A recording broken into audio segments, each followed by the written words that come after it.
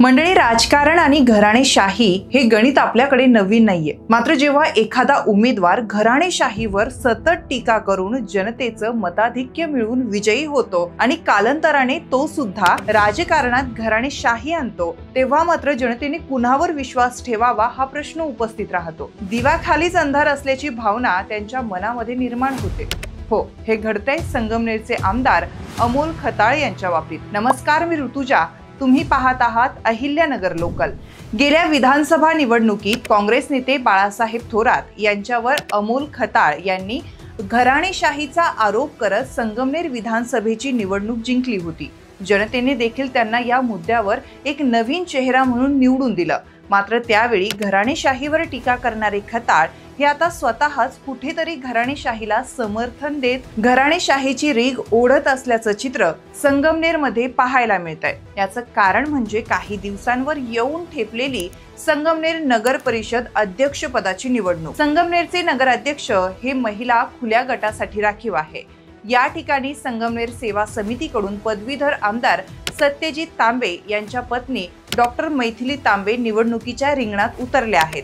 तर दुसरीकडे आमदार अमोल खताळ यांनी आपल्या भाऊजाई म्हणजेच श्रीमती सुवर्णा खताळ यांचा अर्ज शिवसेना शिंदे गटाकडून दाखल केलाय।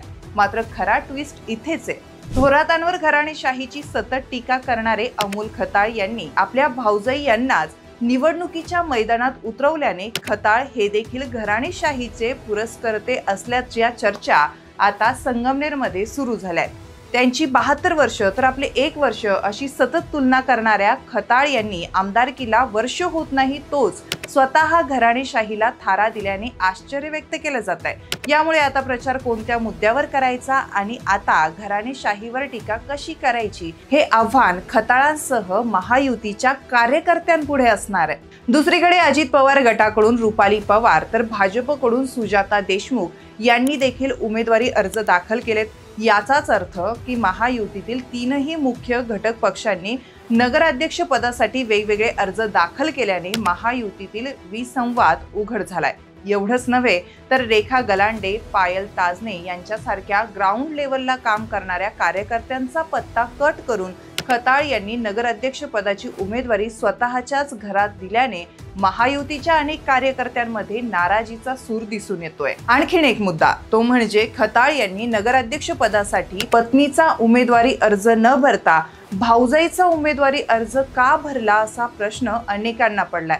नाव न सांगण्याच्या अटीवर विश्वसनीय सूत्रांनी दिलेल्या माहितीनुसार खताळ हे स्वतःच्या पत्नीला उमेदवारी देणार होते, मात्र त्यांचं नाव अंतिम मतदार यादीमध्ये नसल्याने नाइलाजास्तव भाऊजाईला निवडणुकीच्या रिंगणात उतरावं लागलं अशी चर्चा आता संगमनेरमध्ये दबक्या आवाजात सुरू आहे।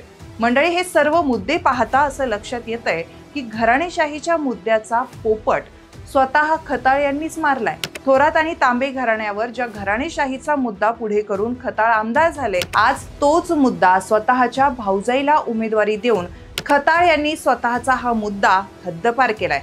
घराणेशाहीच्या विणलेल्या जाळ्यात खताळ स्वतःच अडकले असून महायुतीच्या कार्यकर्त्यांसमोर मात्र आता थोरात आणि तांबे घराण्यावर टीका कोणत्या मुद्द्यावर करायची हा प्रश्न उभा राहिलाय।